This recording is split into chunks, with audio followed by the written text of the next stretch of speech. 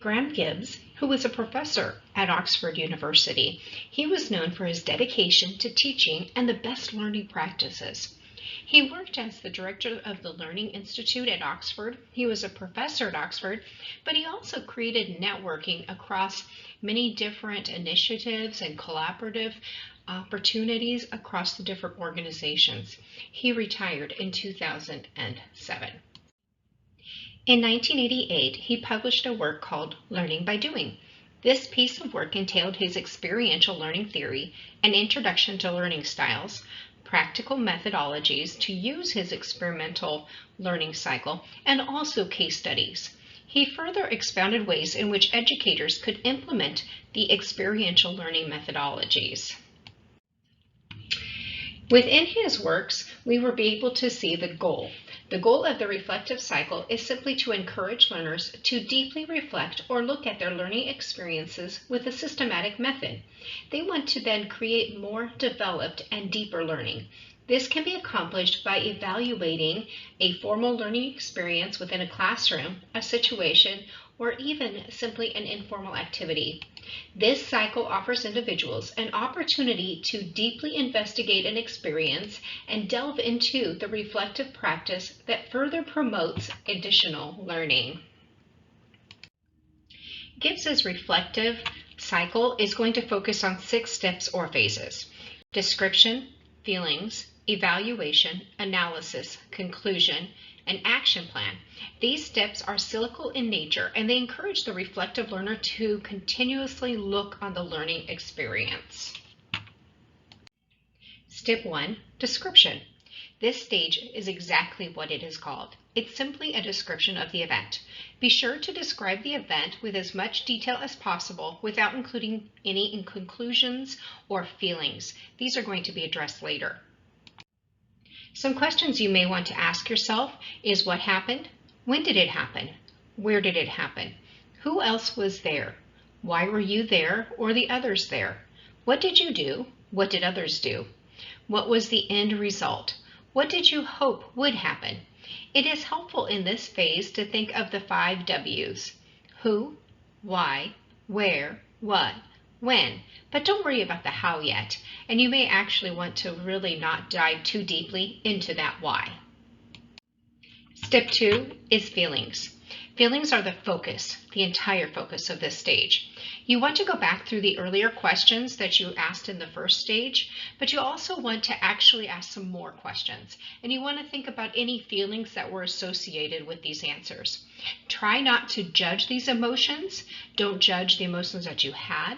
Simply recall that there are no good or bad feelings. They're just feelings. The most important part of this stage is to look at how you were affected by your feelings and how these feelings affected your learning experience. Within this phase, you want to ask yourself some questions. How did you feel before the experience? How did you feel during the experience? How did you feel after the experience? How do you think others were feeling during the experience? What do you think others feel now that the experience is over? And how do you feel now that the experience is done? It can be important to think about the feelings you had prior to the experience as well.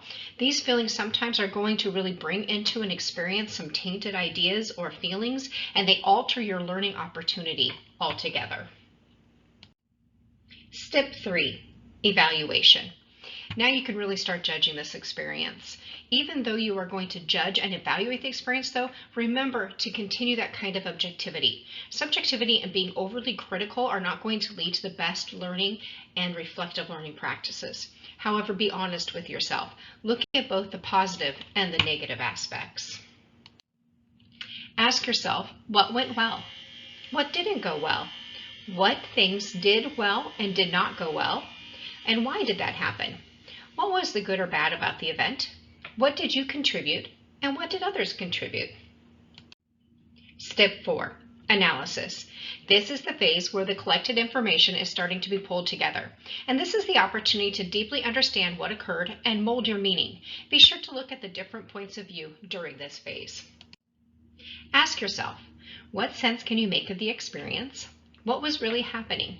Were others' experiences similar to yours? Were they different than yours? And why? Why did things go well or not go well? What additional information, resources, or knowledge can help in making sense of this situation? Step 5, conclusions. In this step, conclusions are going to be developed and looked at. You want to summarize that learning experience from all the inputs that you've received while also looking at the strengths and the weaknesses of the experience. Especially take a moment to emphasize how you can learn from this and what improvements can be made. Questions. What did you learn from the experience? How could this experience be more positive, be more negative? What skills could be developed to make the experience of greater value? What else could be done to enhance the learning and productivity? What can be taken away from this experience? What can be specifically and especially concluded about your personal learning or working within the situation? Step 6, action plan. This is the final step of Gibbs's reflective cycle, but the cycle doesn't have to stop here. If you feel there is more to learn, go back. Return to step 1 and repeat, or jump back into the middle and repeat and relook at the questions in another part of this cycle. However, within this phase, we're going to take the time to record how you can change the experience and what you could do differently to improve the situation next time. This is a time to make goals and resolutions toward change. Ask yourself, what are you going to do differently next time? What steps can you take to ensure different consequences or outcomes? What skills or knowledge do you need to develop? How can you ensure different consequences or results next time?